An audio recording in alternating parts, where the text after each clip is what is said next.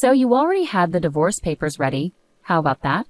I scared you, didn't I? Because I'm ready for this anytime. So you better cool down and think about what you just said. With that, my husband Jackson got up and went into his room. My name is Camila, and I'm a 28-year-old office worker. I got married a year ago to a man named Jackson. We met on a blind date, and he pursued me. After dating for a year and a half, we got married. I think we got married a little too soon, but I always thought I wanted to get married and have children before I turned 30. So I accepted his proposal. But I realized later that I should have been more careful. The first thing that surprised me was that Jackson changed his job as soon as we got married. "I'm changing jobs," Jackson said out of the blue. "Why all of a sudden?" I asked him. He said, "Because I can't show my full potential there." I thought, what the heck? But he told me he had already submitted his resignation and would leave at the end of the month. He managed to get the job he wanted, but the salary was lower than his previous one. I thought it was okay since I was also working. But then Jackson started asking me to quit my job. I would have been fine with quitting if Jackson's income was enough to support us both, but as I mentioned, he just changed jobs and his salary is lower now. Jackson says his salary will increase soon, but we don't know when that will be. If I quit my job now, we wouldn't be able to save any money and would struggle to pay for things like rent and car expenses. In short, we couldn't manage on Jackson's salary alone. So I told Jackson, "I won't quit my job until your salary goes up." Jackson seemed to agree, but he kept asking me to quit. Each time, I gave him the same answer. Now we've been married for a year, and Jackson's salary still hasn't increased. He keeps asking, "When are you going to quit?" I'm really tempted to say now, sarcastically, and then tell him I'm just kidding and can't quit yet. If he wants me to quit so badly, he should earn more money. I feel like he should focus on his own work before persistently asking me to quit. I once wondered why Jackson wants me to quit my job so badly, and I finally came up with an answer. It seems Jackson wants me to take care of his mother, Helen. "I just want to make things easier for you, Mom," Jackson would often say to Helen whenever we visited my in-laws' house. Helen would graciously thank him, and then Jackson would add, "But we're both working," giving me a meaningful look. It was like he was subtly pushing me to quit my job. He claims his mother needs assistance, but Helen isn't actually sick or in need of care. She's healthy and quite active. In fact, she earns enough from her part-time job to support her hobbies, social outings, and live a fulfilling life. So realistically, she doesn't require my help at all. If I were in Helen's shoes, I'd feel disheartened to be seen as needing care when I'm perfectly capable. But Jackson continues to insist that I take care of Helen. "Oh, if only one of us were home during the day, we could go check on Mom every day," Jackson suddenly voiced his thoughts. It seemed he wanted me to visit my in-laws' house daily. Though hearing this was tiring, I persisted in asking my husband, "Helen is perfectly healthy. What exactly do you expect me to do?" Jackson matter-of-factly responded, "There are plenty of things you could do. You could help with housework or run errands. There's a lot to assist her with." "But Helen works part-time and spends time with her friends during the day, so she's not home much, right?" I countered. "Even if Mom isn't home, you could still handle the housework, couldn't you?" Jackson's words left me baffled. What is he saying? Am I supposed to be her maid? I thought to myself. Jackson seems to be very concerned about appearances, especially in front of his parents. If he's so determined to care for them, he should handle the household chores himself. I wasn't interested in indulging Jackson's pride, so I didn't quit my job and avoided visiting my in-laws on my days off. However, I did make sure to visit them during holidays like New Year's. Thinking back, Jackson often gave me tasks when we visited my in-laws together. He'd ask me to clean up, assist his mom, check if anything was needed from the store, and so on. But I never acted on these requests. When he asked me to go to the store, I'd respond with, "Don't you know more about this area than I do?" He'd then say it wouldn't make sense if I did it. I don't really understand his reasoning. It seems like he just wants to control me and feel good about taking care of his parents, doesn't it? That's how I started to view Jackson over time. Could it be that he's more concerned with appearances than genuinely caring for me? When I boldly asked him, "Why don't you pitch in or quit your job to care for your own mother?" He appeared extremely uncomfortable and had a disgusted expression on his face. "That's not something I'm supposed to do.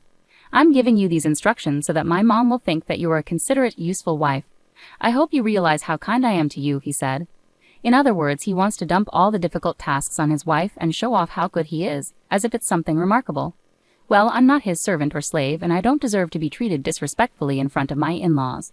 If Jackson continues making unreasonable demands, I won't stay silent. I'll stand up for myself. But despite talking to him, Jackson hasn't changed.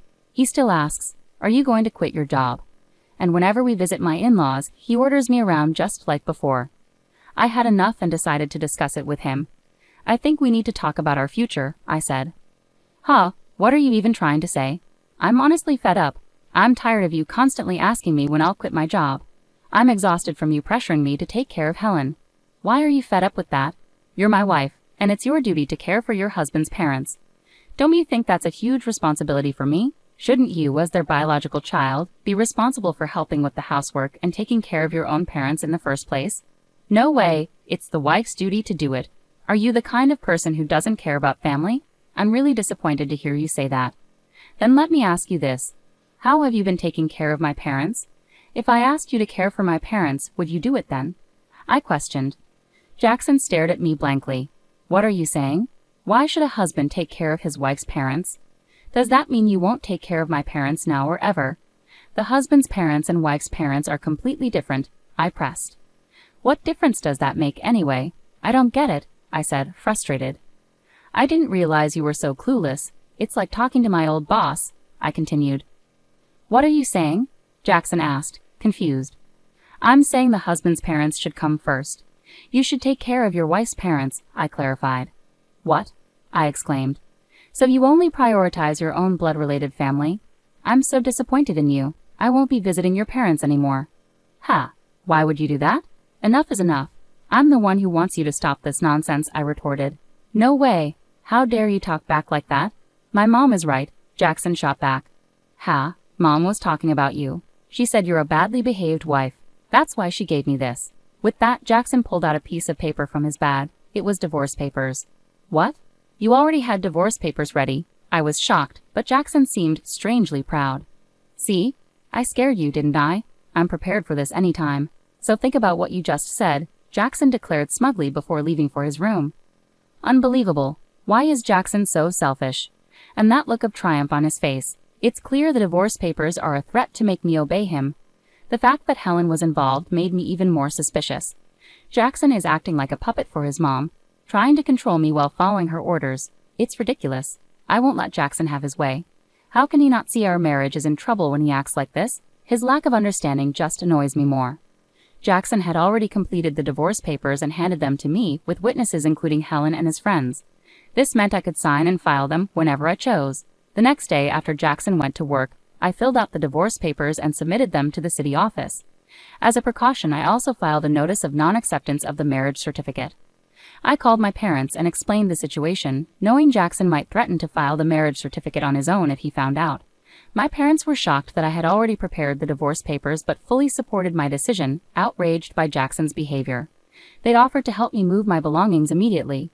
Taking a leave from work, I had my parents come over and relocate all my things to their house while Jackson was away. I decided to stay with my parents for a while. It was the first time in a long time that I felt comfortable and at ease spending time at their home. Thinking back, Jackson never lifted a finger for housework. I cooked dinner after long work days and handled all the cleaning and laundry on my days off. On top of that, he expected me to care for my in-laws, which was impossible. That night, Jackson called me as he must have just returned home from work. "Hello. Hey, where are you right now?" "I'm at my parents' house." "Ha, why would you go back to your parents' house without my permission? And there's none of your stuff here." "Don't tell me you're staying the night there." I almost laughed. How could he think I was staying over when I had taken most of my things with me? It really showed his selfishness to even suggest that. "I moved out of the house. I'm not coming back." "Ha, what are you talking about? Come back here and make me some food," Jackson demanded. "Please make it yourself," I replied firmly and ended the call. I couldn't discuss filing for divorce with him if he behaved like this. I decided to wait for him to come to my parents' house instead and blocked his number. A week later, Jackson showed up at my parents' house, but he wasn't alone. He had brought his parents with him. All three wore serious expressions. I led them into the living room, and we faced each other, 3 against 3. "How could you do this? How could you leave for so long without my permission?" Jackson demanded. "Well, you were treating me like your housekeeper, weren't you?" "All I asked you to do was to take care of my family," Jackson insisted, his parents looking stern. Helen shot me a fierce glare. "Don't twist things around. You always find ways to avoid your responsibilities and push them onto others." "I've explained this countless times. That's not what I meant. What kind of wife are you if Jackson is doing so much for you?" Helen continued, criticizing me. My father started to tremble with anger at her words. Before he could lose his composure, I interjected. Jackson told me to quit my job and care for Helen, saying it's my duty as his wife. But when it comes to my family, he expects me to handle everything alone. Ultimately, Jackson just wants obedience and uses me to care for his parents while taking credit for it. That's why he prioritizes his parents over mine. Have you heard Jackson say these things? Helen continued to glare, but my father-in-law, Carter, looked confused, indicating he hadn't heard this before. Let's clear the air. Jackson suddenly brought up divorce papers, claiming it was Helen's idea, I added. What? Did you suggest that? Carter asked Helen, clearly surprised. Oh no, it's because Camila has an attitude problem, Helen stammered. And did you really say that Camila's parents aren't a priority? I pressed. Well, it's only natural that your own parents come first, Helen retorted defensively. Don't be absurd. I came here to support you after hearing about the unfair treatment Camila endured. But now it seems you're the one at fault. Don't hide behind your parents' authority to get your way. Jackson visibly shrank in his seat. Carter spoke up, expressing everything I had wanted to say, and then apologized to me and my parents. I'm truly sorry for the trouble caused by my foolish son. I will have a serious talk with him. Carter, you're not to blame at all, so please don't apologize. Thank you for your kind words, but there's something else I need to say. I turned to Jackson, who asked nervously, What do you mean? The divorce papers you gave me. I've already filed them. We're no longer married. What? No. Jackson and Helen both turned pale. Why did you file them without my permission? Jackson demanded, shocked. You told me I could file them whenever I wanted, and besides, you already filled out your part and had Helen sign as a witness, I calmly explained. Oh, that was, Jackson stammered, clearly at a loss for words. Carter, furious, intervened. Jackson, you used divorce as a threat? He slapped Jackson across the face. Helen was visibly shaken by the confrontation. I apologize deeply that you had to witness this. You're right to divorce this fool. On behalf of Jackson, I'm truly sorry for ruining your marriage. Carter then grasped Jackson by the collar and demanded apologies from both Jackson and Helen before escorting them out of the house. I later thanked Carter for his intervention. He ensured that all of Jackson's assets and property were transferred to me without any alimony, given Jackson's agreement. Despite my higher income and managing our household, it was a relief to secure everything from our marriage. I later learned that Carter divorced Helen, clearly disgusted with her actions. The other day, I ran into a colleague from Jackson's old workplace, who shared some surprising news. Jackson wasn't performing well at his job and often received harsh criticism from his boss. In defiance, Jackson resigned and changed jobs. This was news to me, and it only added to my frustration with him. Instead of taking responsibility for his shortcomings, he blamed others, which probably contributed to his lower pay at the new job. I'm relieved I left him. I've rented a cozy apartment and enjoy living independently. Work is going smoothly. I even received a recent raise. Right now, I'm not interested in relationships and prefer focusing on my career. Jackson always cared more about appearances than his actual abilities. He maintained a facade at home, but failed to improve professionally. Sadly, there are many husbands who use divorce threats as leverage. They think they're powerful, but it's a big mistake. I hope they realize their folly and find happiness alone. Anyway, I'm grateful to have moved on from Jackson.